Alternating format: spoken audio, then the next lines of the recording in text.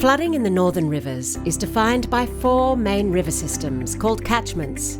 Each catchment is different and shapes the way we live, work and play. Let's take a look at how a major flood moves through the Clarence River catchment.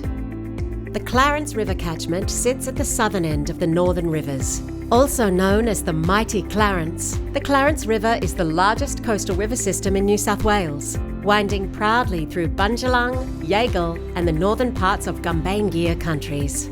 It stretches 400 kilometres through a vast 22,000 square kilometre catchment. The Clarence River begins its journey as a trickle near the Queensland border. At Tabulum, the Timbara River feeds into the Clarence. The mighty Clarence carves through steep gorges and valleys, gaining momentum as it's fed by the Man River.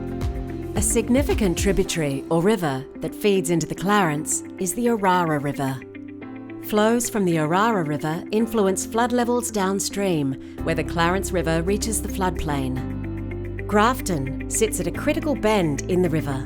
Levees offer some protection to large parts of the town in major floods, as seen in 2022, when the river peaked at 7.67 metres. However, any flood larger than the 8.09 metres experienced in 2013 would cause levee overtopping, threatening homes and businesses on both sides of the river. Downstream, the river spills out across the floodplain, isolating and in many cases inundating low-lying villages and rural properties.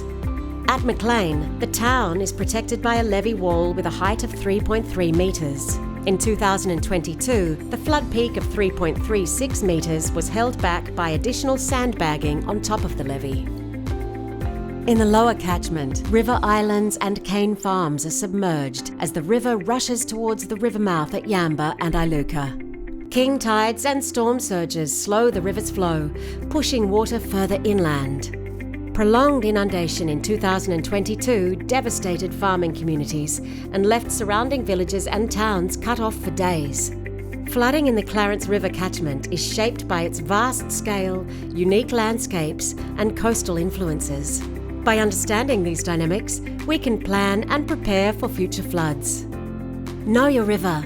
Know your flood risk.